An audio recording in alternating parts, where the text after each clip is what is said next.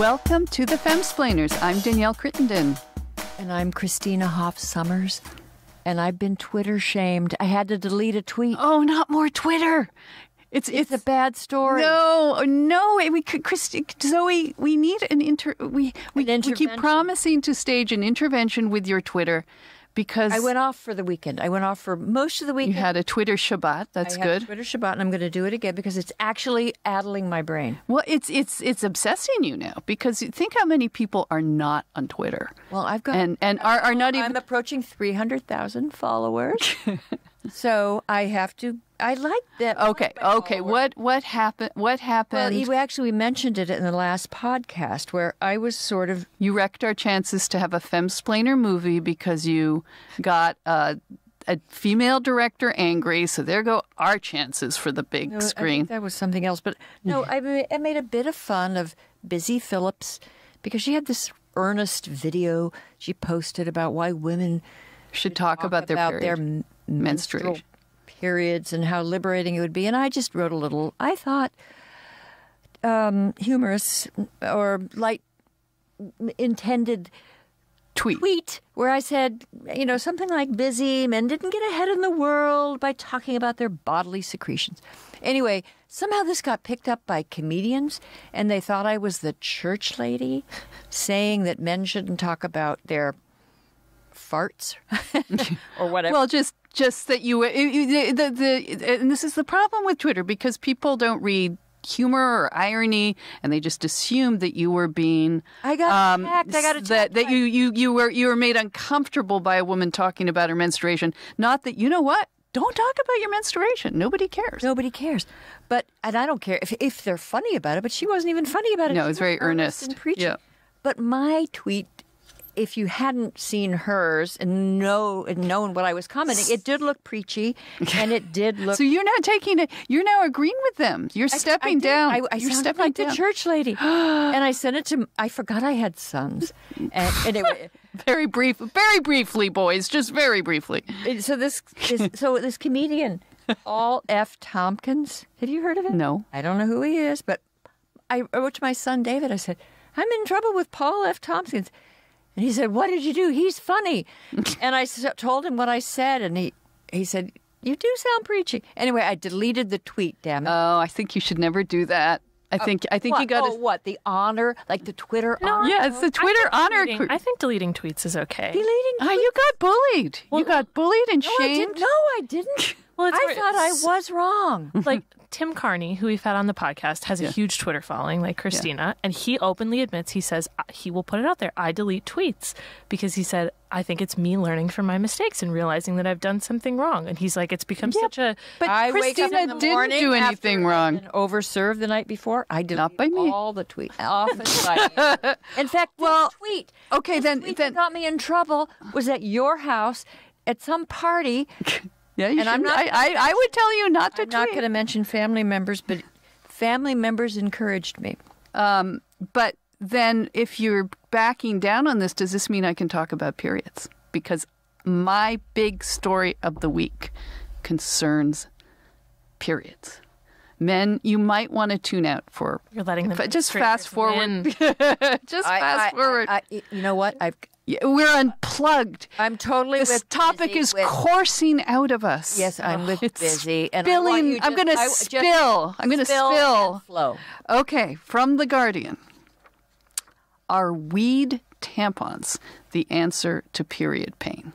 That apparently they are creating CBD. Cannabidiol. CBD. Cannabinoid, and it's a CBD vaginal suppositories. Yeah. They don't make you high, Christina, because they don't have the fun part of what you used to do when you were a hippie in the 70s. Used to do? I want to know about edibles. This is medical. And CBD... Zoe's like... We'll talk. CBD is they are finding... I mean, they're using it now to treat PTSD. They're using it for pain.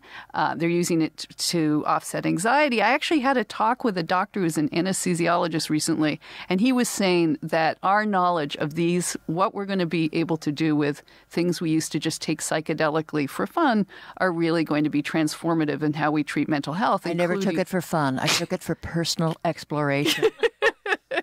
Well, this will really help you with personal exploration because it's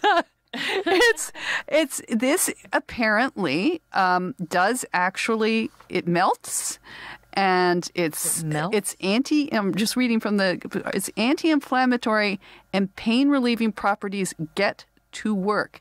And so this intrepid journalist from The Guardian did try it, although she has to say, she said she thought she felt better after using it, but that could have had something to do with a large glass of medicinal wine I drank after. My kind of reporter.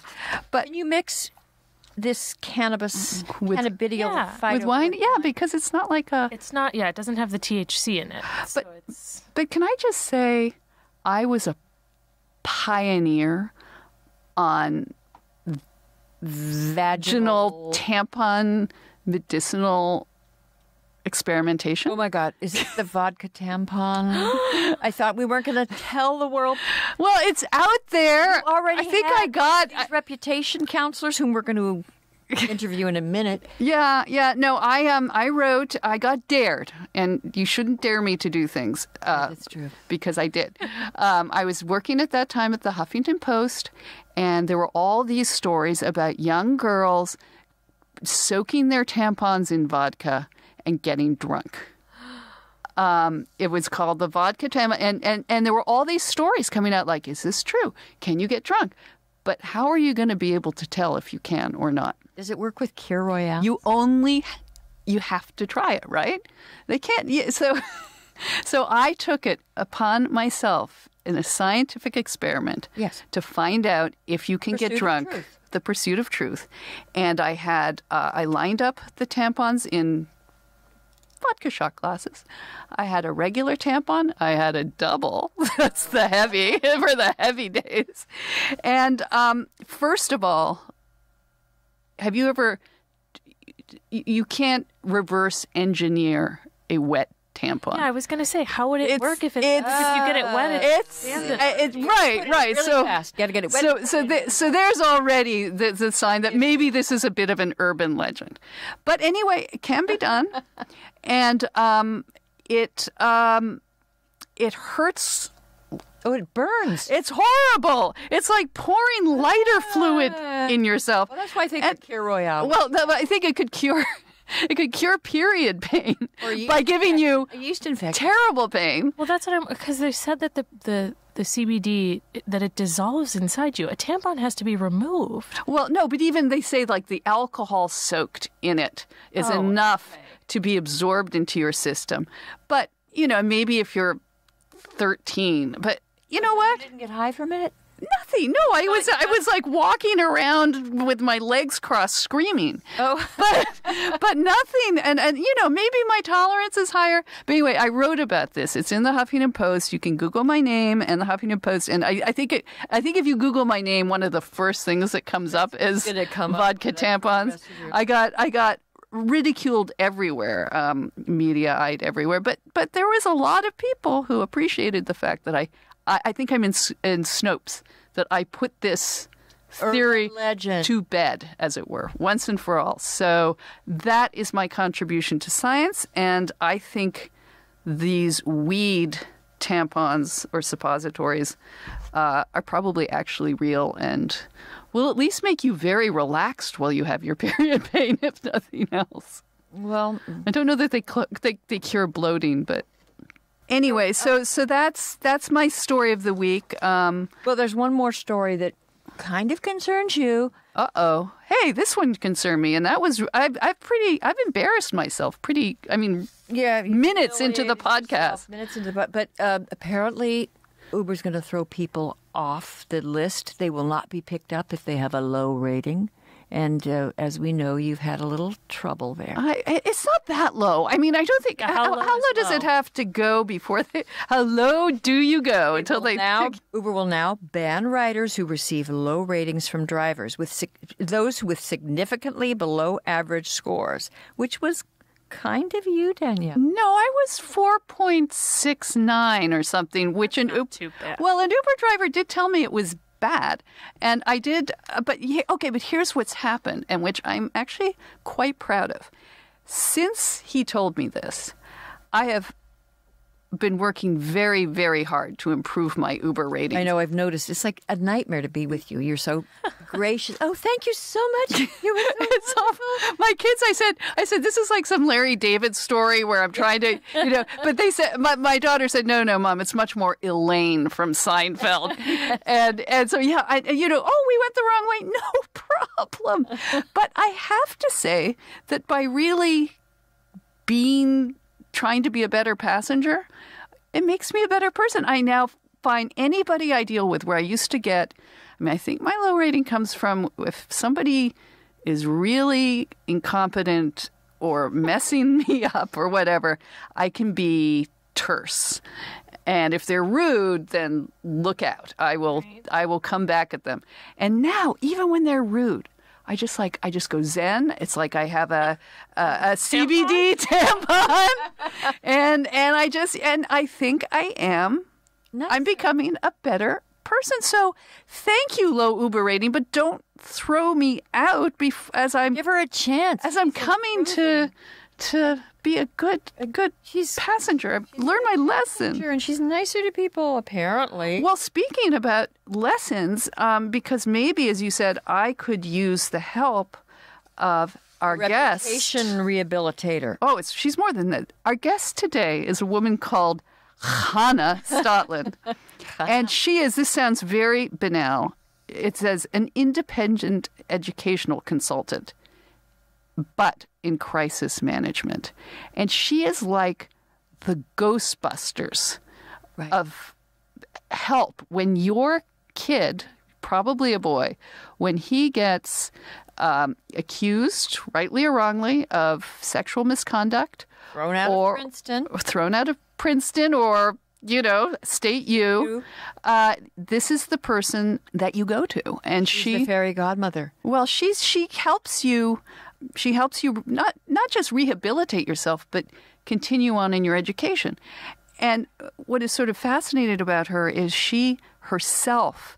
She's a brilliant woman, and you see her now. We watched interviews with her, and she herself went through an educational crisis. She didn't get thrown out of college, but she had some personal issues. She had failing grades in high school. And she wanted to come back, and she realized that there were so many people, and sometimes it's drug addiction, sometimes it's eating disorders, it's mental health issues, and more recently it's becoming these kids with sexual misconduct issues, and now maybe even admission testing scandals or Uber driver issues. But she is that person who comes in, and whether you're wrongly or rightly accused, will step in and be an advisor where other advisors fear to tread, because she believes that especially, a 19 or 20-year-old kid gets a second chance or deserves, if they haven't done something that's going to send them to jail, you can't destroy their life. And she tries to bring life back. So anyway, we're really excited to have her on, and we love her. I love her.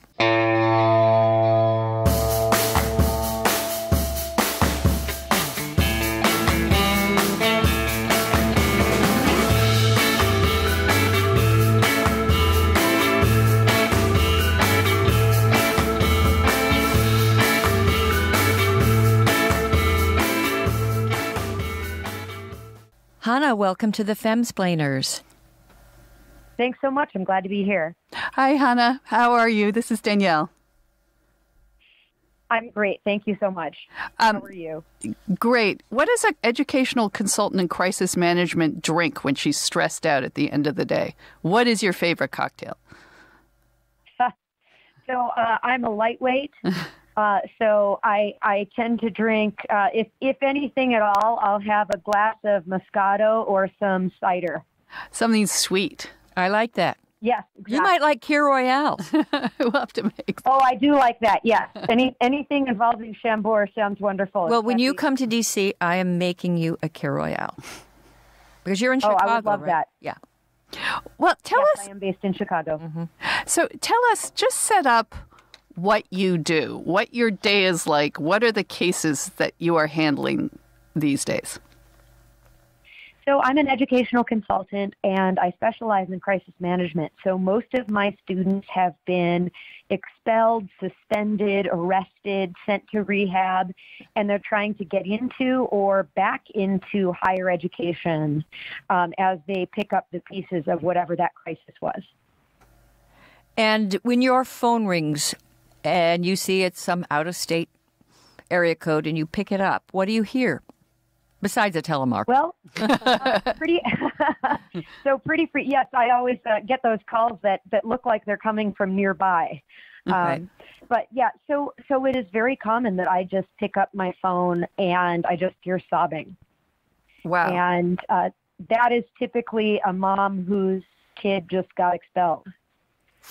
Often for alleged sexual misconduct, but occasionally for substance abuse or something like that.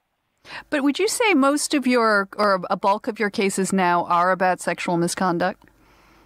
So of my crisis management, of my special circumstances cases, yes, about half involve sexual misconduct. I do have a number of students who are survivors of sexual assault, as well as those who are accused of perpetrating it. So, and is that a number that's grown? I mean, I think your first sexual misconduct case came to you in January 2014. That's right. Yeah. And so yes, that has come up a great deal. Starting in 2015, the heavens opened and I started seeing dozens of these cases. And what caused the heavens to open?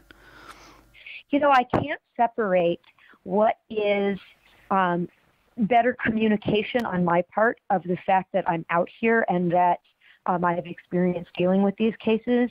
I can't separate that increased communication, increased visibility from an increasing need. Mm-hmm. So I'm not sure. So I suspect that both are going on.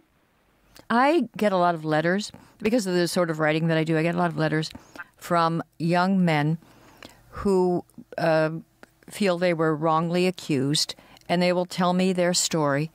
And often these are, whatever went on, I never know for sure, of course. But what is clear to me is that these men, young men, are sort of psychologically annihilated and isolated and terrified. And I don't know that people fully appreciate what it's like to be a pariah accused of sexual assault. And stipulate, I don't have sympathy for anyone who commits sexual assault. However, on our campuses, increasingly you find the definition has expanded to include someone who had sex, two people had sex when they're drunk, or even increasingly young women who felt that they later had sex, but they really didn't want it, and they now feel that's a violation. Do you get cases like that where the young man has been accused? Yes. Most of them occupy a gray area, and I do have a portion of my cases, a fraction, involve allegations that anyone would agree that, if true, these allegations would constitute sexual assault. But more of the cases reflect fact patterns, and again, taking the allegations as true, that not everyone would agree is sexual assault, that I don't always feel is sexual assault.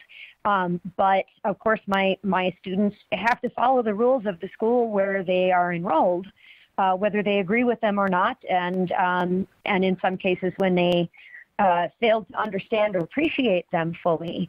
But yes, there are a lot of very ambiguous allegations, as well as allegations of where the allegations are of unambiguously wrong conduct, but where the evidence is mixed or sometimes exculpatory, and that's an area that I think people don't necessarily appreciate, is that the college tribunals are not necessarily truth-seeking or well-designed truth-seeking processes, and that, you know, in a sense, the more things change, the more they stay the same, right? We had 1,000 years of patriarchy where allegations of sexual assault either were not recognized at all or were swept under the rug. And that was really in service of protecting institutions. And to an extent, that hasn't changed. I mean, first of all, some of that still happens, right? None of that is erased by some overreaching in the other direction. You know, we still live with a culture where some survivors are silenced, where I think rape culture is a real thing, and we saw it, for example, in Steubenville. And at the same time, the more things change, the more they stay the same, in the sense that institutions are still acting in what they perceive as their own interests. It's just that sometimes they may perceive it as in their interest to sort of get rid of everyone who's accused. Well, the opposite of sweeping this under the rug is not necessarily seeking the truth in every case, but saying, let's get rid of this in a different direction. I think that's a very important point, that the institutions, in a certain sense, haven't changed. They're looking out for themselves. They get their lawyers, and then they hire the bureaucrats to protect the institution. In the old days, it might have meant sweeping allegations under the rug, and now it means the sheer, hint of a young man, or sometimes young women, having violated the Title IX, you just throw them out of the school and dispense with due process. What you mentioned Steubenville, which was that case, Hanna? Maybe you could just give us an example. This is a few years back. This was those were high school football players in Ohio, where they had videotaped themselves. I believe digitally penetrating an underage young. Oh yes. And the community was very hostile to her. Yes. And there was a lot of very explicit statements of, well, you deserve it and you're a tramp anyway, and why were you that drunk? And, that's still in our culture too. That's not gone. Okay, so you have obviously, that's bad. Steubenville is bad. But with Title IX, and you talked about these, maybe explain what Title IX has done, how it's changed how these colleges deal with these potential sexually assault cases, and are you seeing more cases where it's not like Steubenville, but these are boys who are now in a he said, she said, alcohol's involved, and as Christina said, and it's now in the college's interest not really to care, just to shut it down, get rid of it. Get rid of him. Right. So what changed in Title IX enforcement was in 2011, the Department of Education issued a Dear Colleague letter. This set off the series of events that led to now the proposed revision of Department of Education regulations under Betsy DeVos, which is, of course, highly controversial. But what changed in the Dear Colleague letter, which was sent to all the institutions that accept federal funding, which is essentially all of them, and which was designed to address a perceived lack of enforcement or lack of vigor in institutions stamping out sexual assault and harassment on their campuses. And prior to 2011, that wasn't the first time that institutions were understood to be in violation of federal anti-discrimination standards if they permitted rampant harassment and assault to take place on their campuses without consequence. But this was meant to shift the balance of enforcement mechanisms more in favor of complainants. Mm-hmm. And because since the 90s, at least, there's always, there's been heightened, rape awareness, counseling on colleges. So this, I'm just trying to get to the shift that this brought about. So this was really about the balancing of punishments, of investigations and punishments, so that, for example, the Dear Colleague letter required that any tribunal or process that is investigating a sexual misconduct allegation, that those had to be weighed under a preponderance of the evidence standard as opposed to the clear and convincing standard that was previously commonly used in many colleges. So in other words, made it easier to meet the burden of proof in an accusation of sexual misconduct. And it said very little about the importance of the presumption of innocence or offering due process to the accused, right?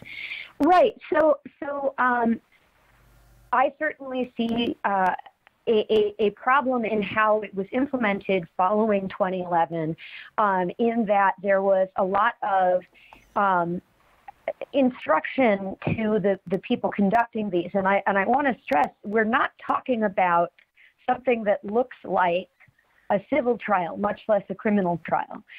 We're talking about often panels of faculty and students who may be fantastic at their jobs as math professors or deans of admission or whatever their main job may be, but who are not particularly well-trained or expert in investigating what amount to violent felony accusations, even though the school, the most severe penalty that the school can give is expulsion.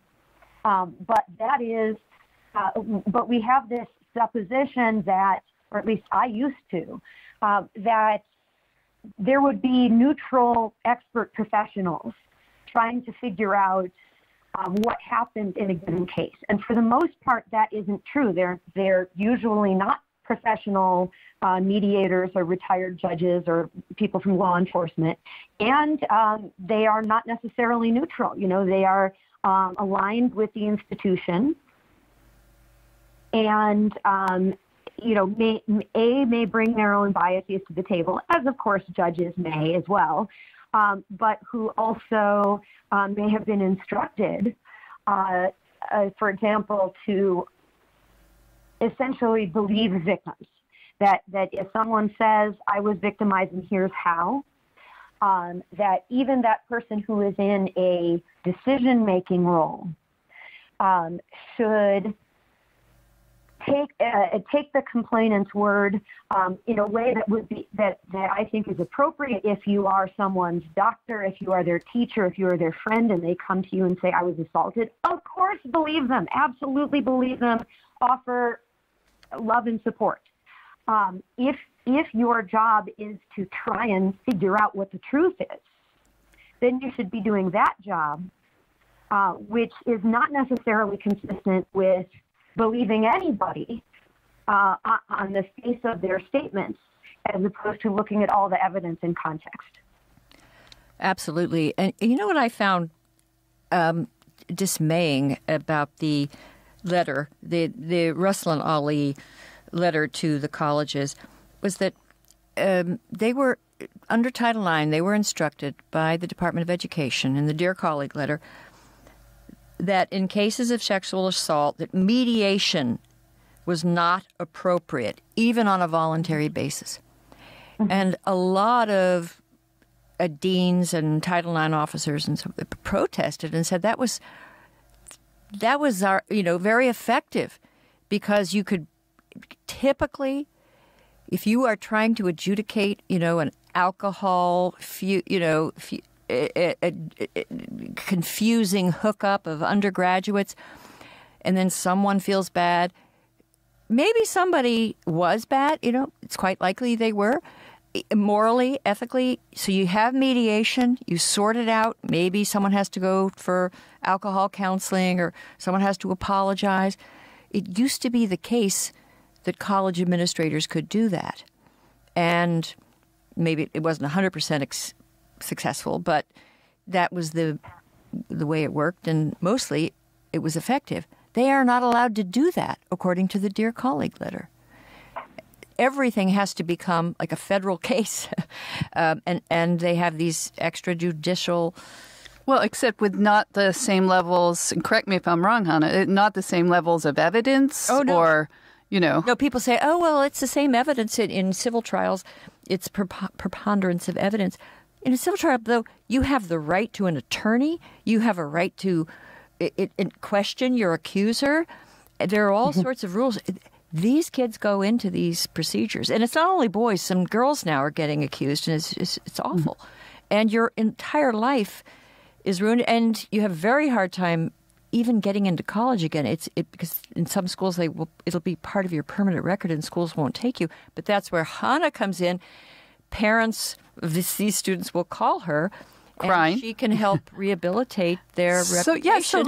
So tell us about that, Hanna, because give us some example of typical cases that you're having. Maybe have they changed? As you say, you're getting more, but maybe that's just because more people are aware of your business card with the an emergency break glass.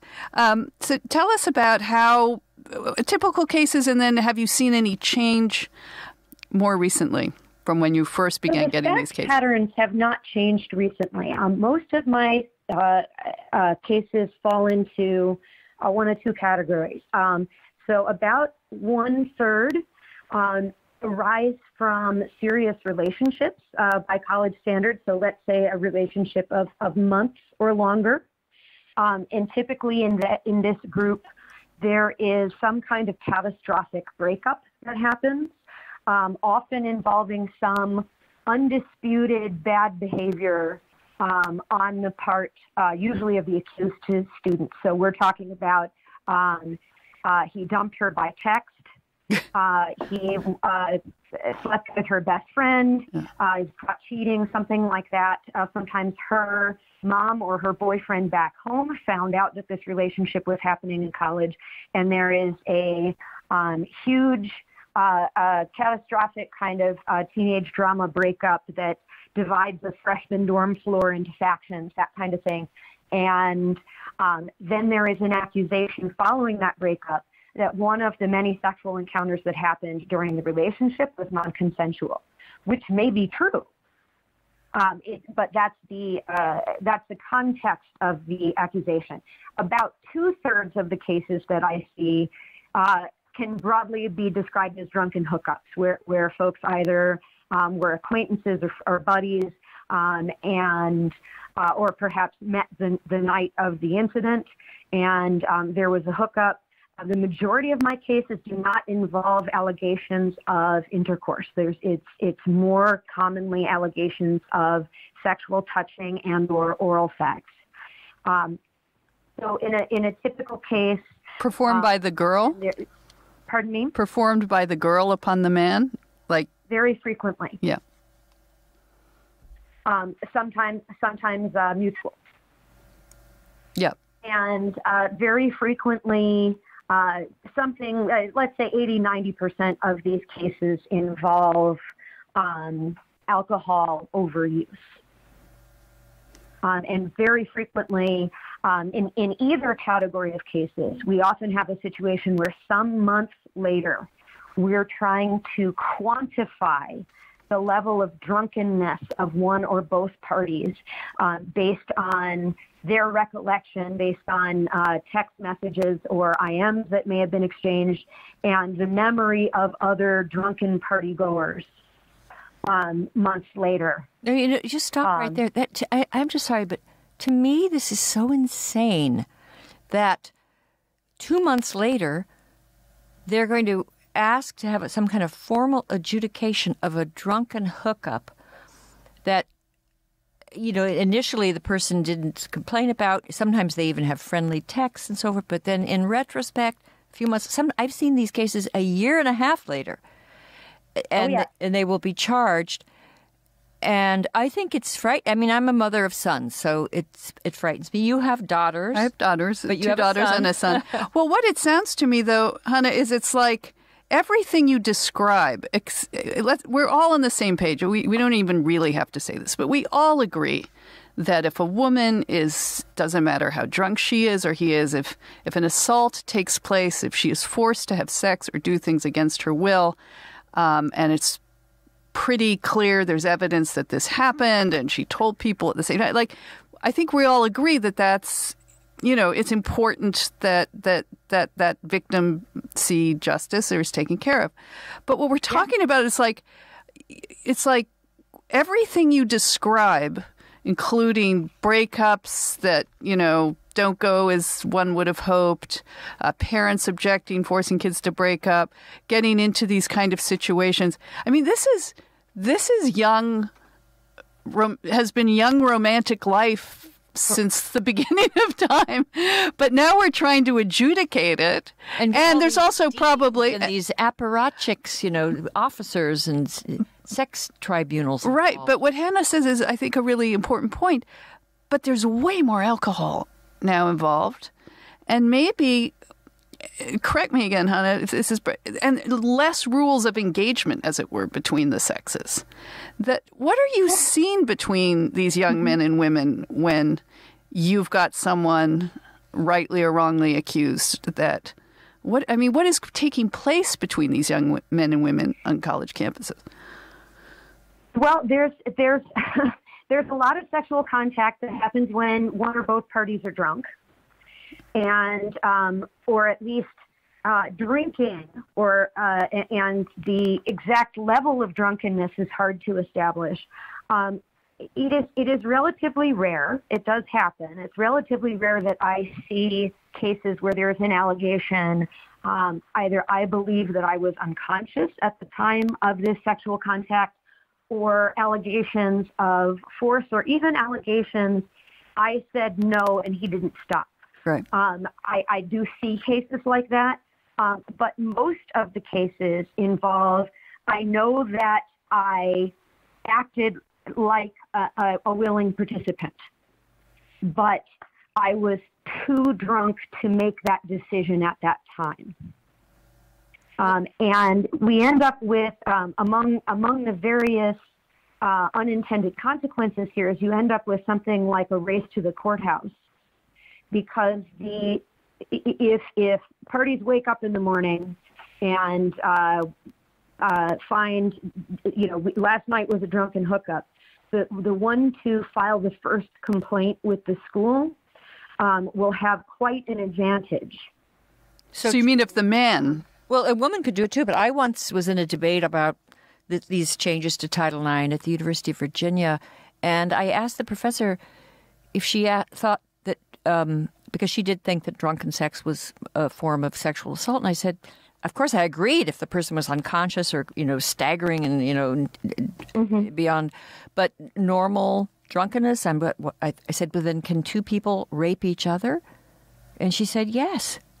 Well, is that the case? I mean, are you saying the man in this case, and you talk about it, is primarily these accused are the men, is his judgment, he gets no slack cut for him might not having the best judgment and missing the cue. So tell us what happens. Take us through. So let's say that that's the case that washes up on your doorstep.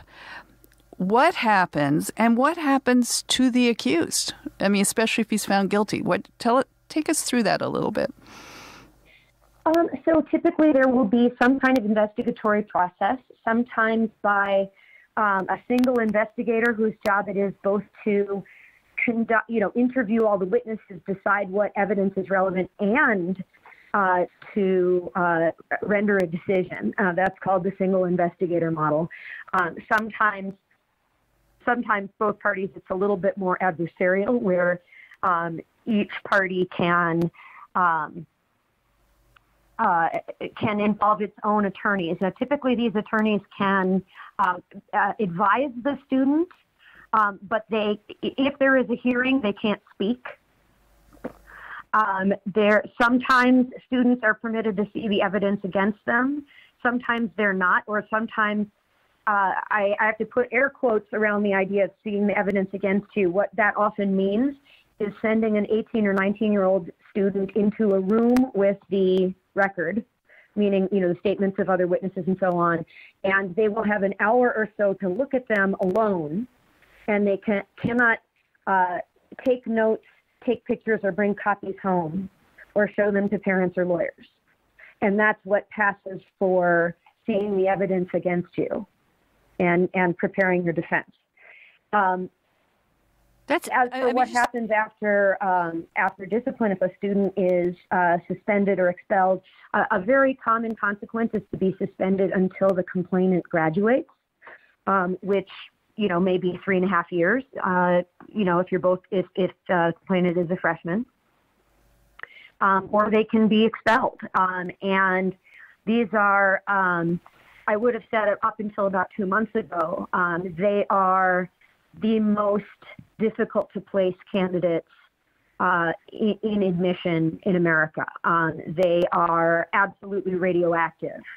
Now I have 4 families from the big criminal national admissions fraud scandal, and those students are going to be even harder to place. But are you handling those, Hannah? Oh, we got to get to those. Yeah, but let's get to those. I just want to so far, so we'll see. But the students who have been found responsible for sexual assault or for any kind of sexual misconduct, regardless both of the severity of the alleged conduct and regardless of how much confidence we can really have in that outcome. I mean, this is the separate question, right? There's a spectrum of severity of an allegation. Whether someone is being accused of an unwelcome hug, which I have seen a case like that, versus, gang rape of an unconscious person, which, should send you to jail for life. Yeah. So we have both that spectrum of severity of the allegation, and there's a spectrum of certainty, where how strong is the evidence that this occurred as written or as accused. And I think we have some easy cases where it's clear that someone committed terrible conduct, in which case, expulsion is the least of what ought to happen to them. They ought to spend their lives in jail. But we also have many, many cases where it's not really knowable. Not only not known, but not knowable. Just how drunk was this person at that moment on that night? And were they, incoherent and unable to look after themselves and to speak up in their own for their wants and needs? It's not knowable. And so you have students who are very, very difficult to place in other universities. And I don't just mean if you're coming from Princeton, you're not going to get into another Princeton. I mean, that's true. But typically, if I have a student who has, assuming an academically successful student who would otherwise be a strong transfer candidate, and they are expelled for sexual misconduct, which may or may not have occurred, I usually encourage them to apply to about 30 schools. And I am very happy if they get into 3 to 5 of those. I have a question about the whole thing. Because there was an article recently in the Atlantic by Connor. Connor Friedersdorf. Yeah. Say it? Connor Friedersdorf. And it was about Princeton University. And some students were protesting their Title IX policies and claiming that there was an epidemic of sexual assault at Princeton. I have reasons to doubt that, but never mind that. They wanted, among their demands, they wanted Princeton to bring in a team of, beyond their Title IX officers, they wanted a team of social workers. They wanted a team of international litigation experts for students who were traveling abroad or on a junior year abroad program. In the end, it would be millions and millions of dollars and time and effort devoted to addressing this scourge of sexual assault at Princeton, which people have claimed hasn't changed for years, no matter what the studies show. You know, they do these sort of advocacy studies and show 1 in 5, 1 in 4, never changes, no matter what. So whatever they're doing, it's not solving the problem. Or these, I doubt these studies, so I don't think the problem was ever what they claimed it was. But part of me is just thinking, this is insane. This is a contagion of hysteria. And I see no end to it. And and I know you don't want to take a strong stand on that because there are serious cases and one risks trivializing them by questioning the whole thing. But to me, the whole thing looks a little bit like madness. Well, it certainly worries me that there's an idea that not just that there is danger, which of course is true. That's true everywhere. But that essentially that we shouldn't be sending daughters off to college, practically. I think certainly I wouldn't recommend any parent of daughters to send them to college if it were really 1 in 3 or whatever. The challenge is that according to RAINN, which the RAINN, which is a survivors advocacy organization, college-age women not in college are actually at greater risk of sexual assault than college-age women in college. Oh, absolutely. So there's actually some protective effect of being in college, or perhaps of being a middle-class white person, which is, who most reliably goes to college. And one of the many problematic issues, I think, around the campus outcry is that there isn't any concern that I can find for the young women working at Wendy's. Right, right. And I've heard you. Organizations are at greater risk. I've heard you say this, and what you do is people say to you, "Oh my God, you're helping these young men get back into, an elite college or a 4-year college. Yes. That's terrible." And to which you respond, and what do you say? And I'd say, well, these are folks who are going to be in the community. Are you not concerned if they're working at Wendy's and perhaps attacking women there? Now, I don't necessarily see that, but that at least would be a reasonable concern. But there seems to be this idea that if you remove the alleged predator from the college environment, then everybody who matters is safe. And we are not talking about people who are going to be going to jail. Because for the most part, these students, usually there is no police involvement at all. If there is police involvement, typically charges don't stick they look at the charges and they can't take them seriously. Oh, well. That also happens. But one way or another, these young men who are accused are going to be in the community. And the only options we have are to have them in the community educated or in the community ignorant. There is not a third option where we put them on a rocket to Mars and never have to interact with them again. Although some would like that option, I think, though, Hanna. But you touch on something, because if these were assault as the law understands assault, why wouldn't you just get the police involved? Why do you have these tribunals? Extrajudicial tribunals. And I think you've also mentioned that in other interviews that it is primarily a white problem, that other, I think, minority or ethnic groups on campuses are not drinking to the level. Am I right? However, that's right. A lot of men of color get accused. Yeah, so men of color certainly are getting accused. and it's not that they don't drink, especially when they are at residential colleges that have high rates of alcohol abuse. But it is true that the conflation of regular drunkenness with a good college experience is a white middle class phenomenon, and that students of color and first generation students binge drink at much lower rates than upper middle class white students. And are they primarily your defendants, as it were?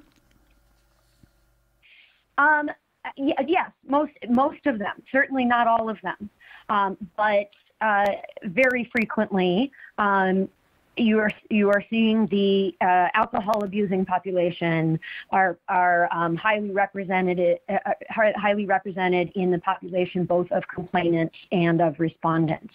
And I also want to bring up that although Title IX is set up, it is a federal law banning discrimination on the basis of sex. But about 10% of the cases that I see are same-sex accusations. Mm-hmm. And most of them are men accusing men. People of all genders accuse men. Very few people accuse women, although it does happen.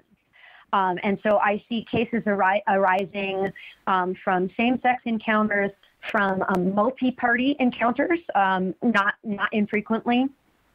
We didn't agree to that orgy. Yeah, that's right.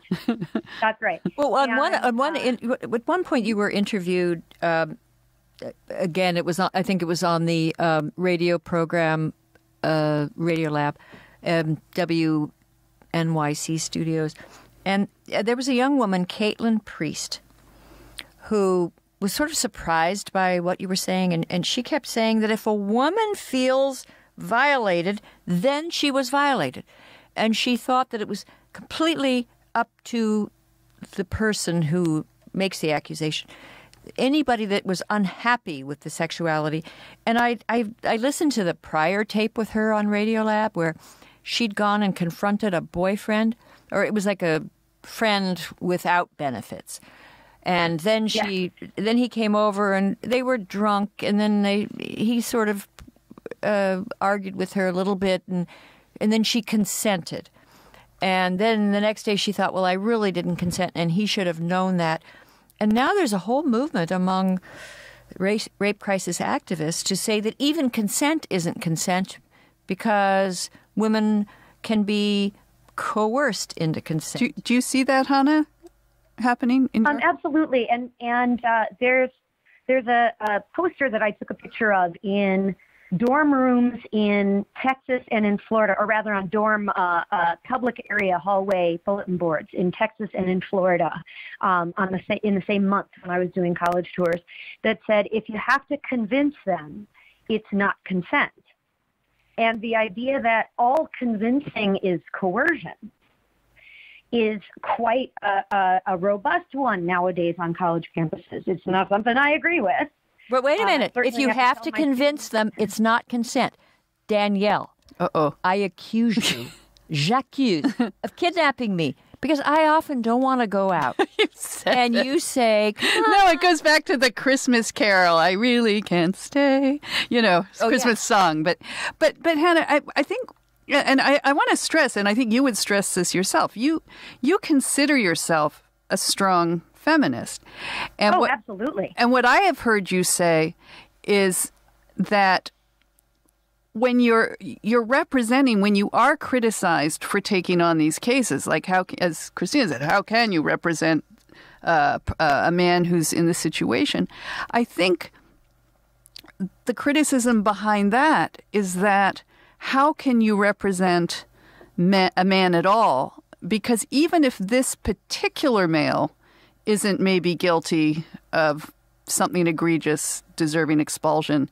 It's what you said originally about the patriarchy. But men are guilty or have been guilty and have gone, done what they want in the past. So this is kind of almost like reparations against, young men today, except as you point out, these are real lives. And tell us about some of the lives, that have been changed or ruined.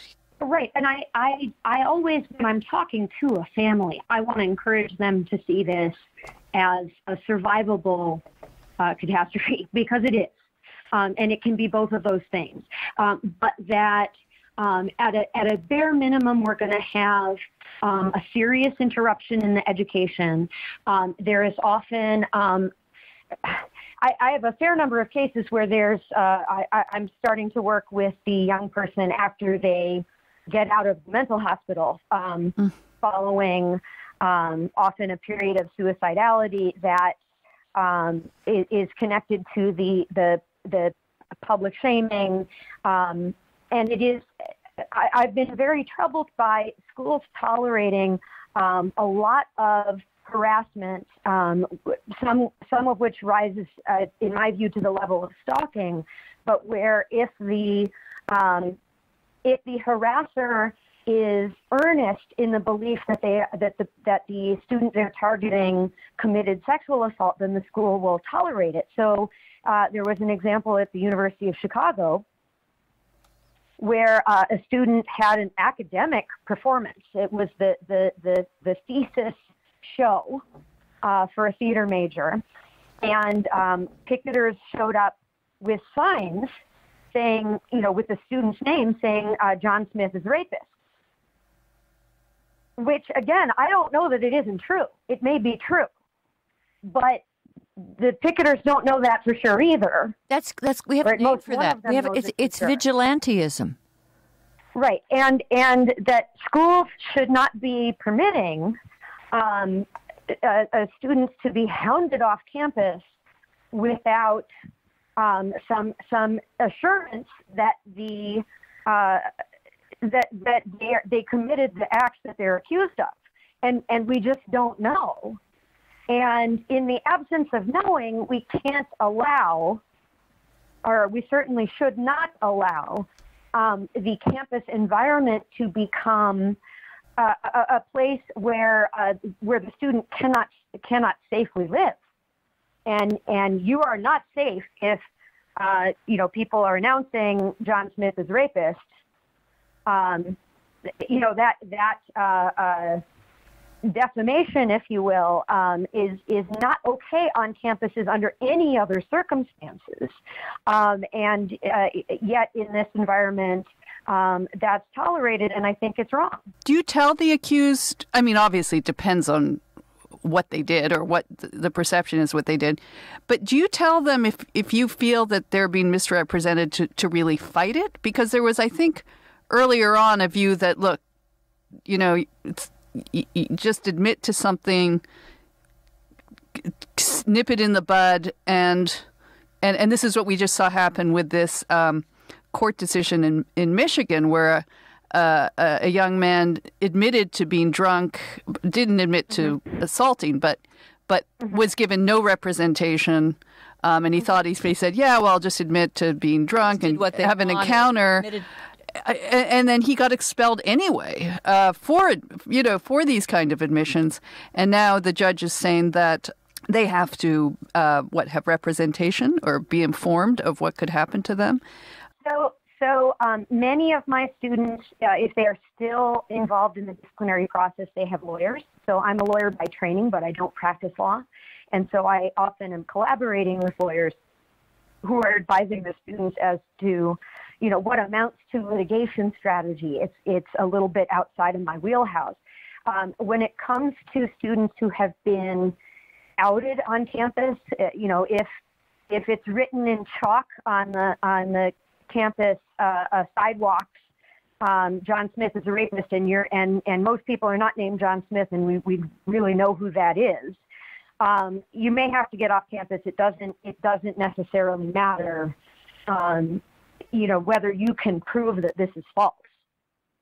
If that's out in the world, you probably can't be at that school anymore, and you need to leave voluntarily if they don't kick you out. I mean, you can't be there in that environment. And that's absolutely terrifying. I mean, to say that about the United States of America, that people can be driven out by anonymous complaints things written on sidewalks.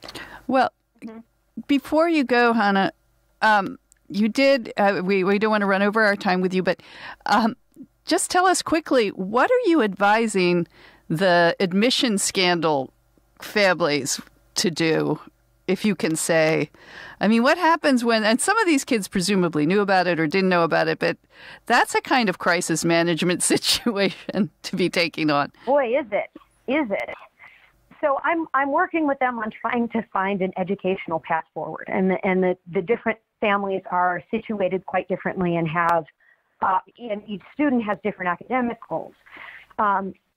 If they want to go to college abroad, they can do that. They don't even necessarily need my help. I mean, the schools in the UK will not care about this. Huh. That's any reason why? Are they just slacker or less excitable? Or completely different admissions philosophy in most of the world than it is in the U.S. The U.S. idea that, we're building a community and we're going to look into your character and write an essay that bears your soul and stuff like that, they think we're nuts in the rest of the world. Not everybody wants to go abroad, and especially not when the family is in the midst of a crisis and mom and dad are maybe going to jail. Yeah. That's not necessarily the right moment for every family, for the kids to, be 5,000 miles away. So for staying in the U.S., they're going to have to tell their stories and talk about how they have changed as a result of going through this trial by fire that they're having right now. And I do find that there are some admissions deans out there who are listening, particularly to the idea that even picturing the most culpable students, right, ones who participated in the fraud, taking the allegations in the complaint as true. If so, these students who did wrong, if they did wrong, did so at the direction of both parents when they were 16 or 17 years old, and that the potential for moral growth in someone who made a bad decision under those circumstances may still be there. Mm-hmm. That I think it is relatively rare that if you have a 16 or 17-year-old, mom and dad sit them down and say, Junior, this is, we have found a path for you, and we hired the best guy in the business to help us. Here's what we're going to do. How many teenagers living under their parents' roof are going to say, no, Mom, you are guiding me into an ethical quagmire. This is wrong. Right? You're learning right and wrong from your parents. Yeah. And if your parents make a wrong choice and tell you to follow them, I think most kids will. And that doesn't But I can't row. Tell you. But I can't row, Mom. I don't know how to row. Right. So I think a lot of people in higher education who have seen a lot of teenagers make a lot of bad mistakes might still think a person is educable despite having made this wrong choice. Yep. And you might learn from this, particularly if, as here, you have this gigantic national public humiliation happening. You have your parents perhaps losing their careers and or going to jail. This is not a consequence they're going to forget. Yeah. All right. Well, I want to go back to. That's a story I would want to help them tell. Yes, and that's very fair and plausible. I think many people feel for the kids caught in this. But I want to go back to the young men and some women caught up in this college bureaucracy kangaroo court nightmare. And I hear about these cases of young men wrongly accused and some young women, and I can't help but think of Emile Zola in 1898. He published this letter in the newspaper J'accuse, in which he documented the outrageous miscarriage of justice, and we know this is the l'affaire Dreyfus, the Dreyfus affair. And his letter documenting this outrageous unfairness and injustice and deception and every kind of malfeasance against Dreyfus His letter provoked an examination of conscience in France. And Hanna, you are so bright, and you have a front row seat to this complete travesty of in miscarriage of justice. I wish that you would write J'accuse. That's all. I say, well, she's doing better. She's performing the She's providing CPR for people who are caught up in it. Yeah. But I see in her the capacity to write, to be our Emile Zola. We needed Emily Zola. All right, Emily Zola. Hanna, thank you so much for coming on and explaining this to us, and for doing what you're doing and taking on kids who maybe deserve some of these charges, but you have compassion. And maybe she can help you with your problems with Uber. Oh, I have a bad Uber rating, Hanna. Maybe we'll talk about it later. Uber passengers well, with low ratings. Definitely owe one another a drink later. And, I have 10 more hours of stories I could tell. I love my work very much, and I love talking about it, and I love that I get to grapple with these hard problems. Well, come and see us in D.C. And we'll come and see us the next time you're in D.C., Emily Zola. All right. Thank you so much. Thank you, Hanna. Take care. Okay. Bye-bye. Bye.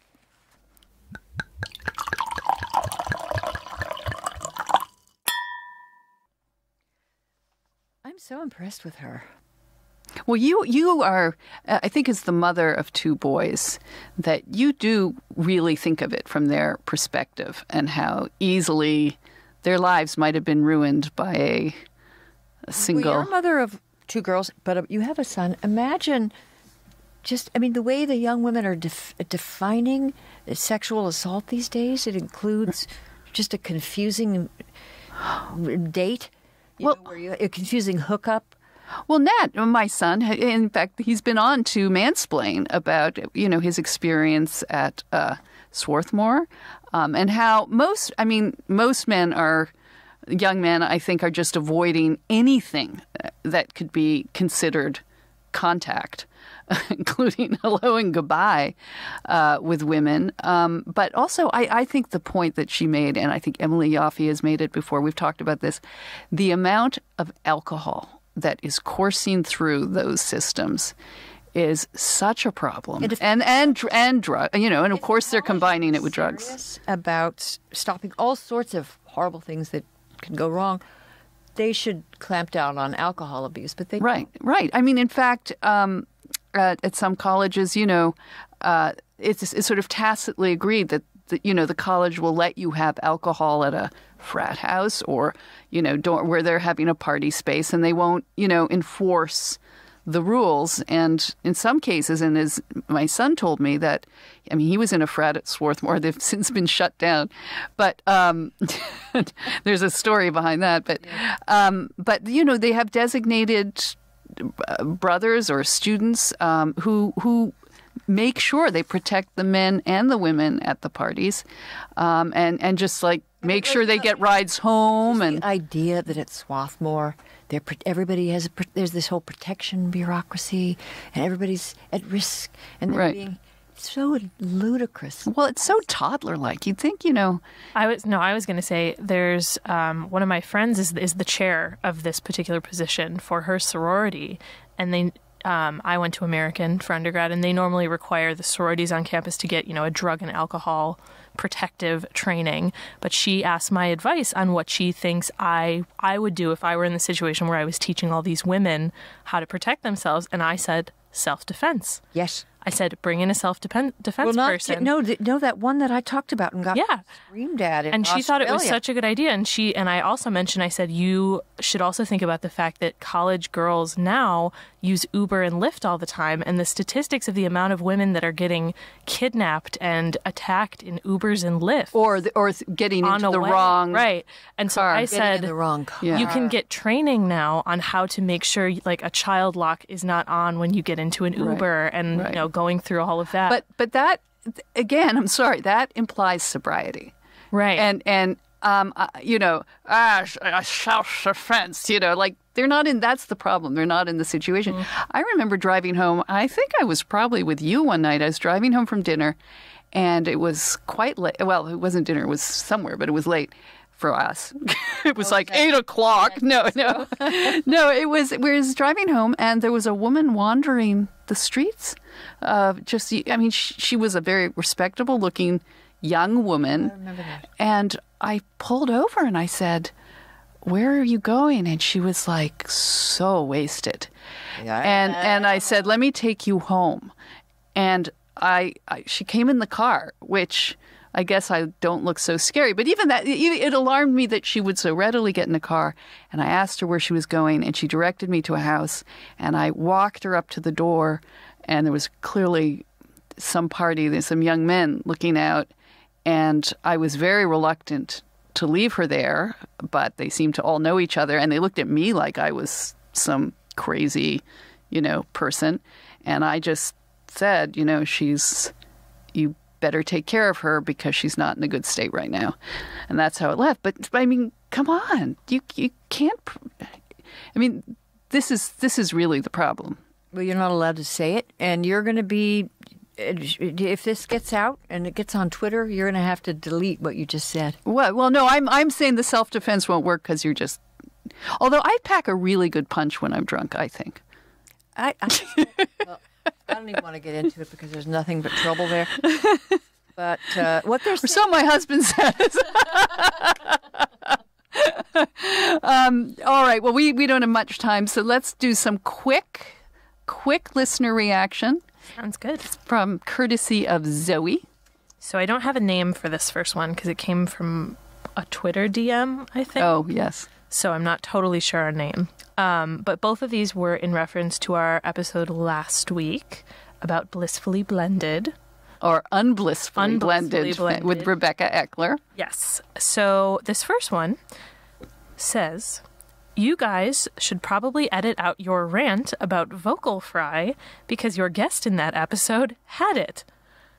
I dislike vocal fry too, but it seems rude, and I know it's not supposed to be. It might be taken badly by some people. Still a great episode. Well, first of all, thank you.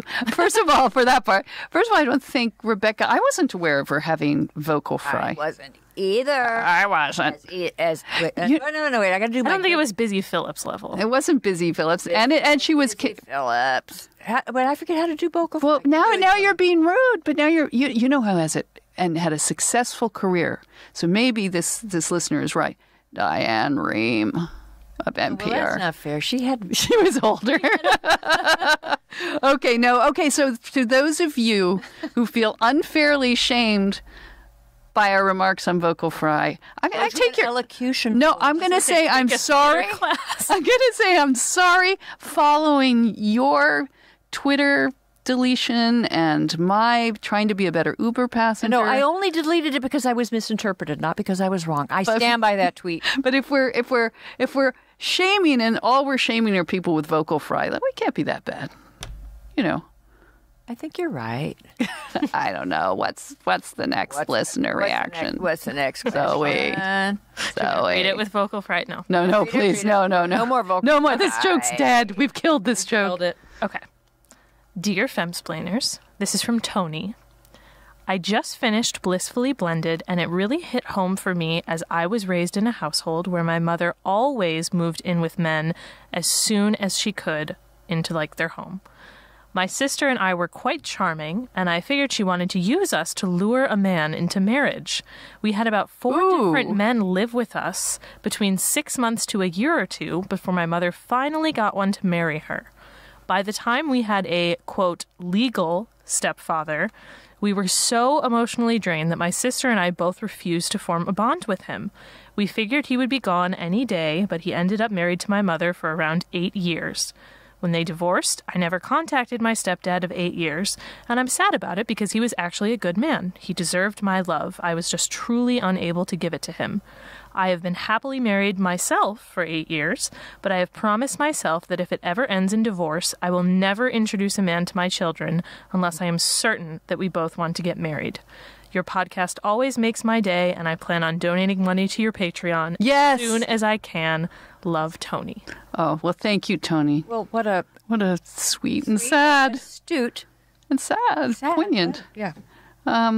Yeah, no, although I was taking the fact that the kids were so charming that the mother would sort of hold them out there as kind of bait. That. Like, I think I'm going to use Tamler and David. They're a little old. Oh, look, he has a podcast. Yeah, Isn't like that Very cool? Bad Wizard. It's a very big podcast. Yeah, no, but that's very poignant. But that's the last one, right, Zoe? Yeah. That's for this week. But to your point, Tony, about donating to Patreon or We Gather, please do. If you'd like the Femsplainers and you want to keep it going, we need help. We need help, and we're not ashamed to ask. You know, Danielle, since you said that people should never dare you to do things, I think that should be a level of Patreon where if you pay a certain amount, you get to dare Danielle to do something. Okay. No, she'll do it. If you guys donate, let's say, $10 or $15 a month, like Didn't you go to a restaurant recently and eat like? Oh, I ate ant larvae. Oh.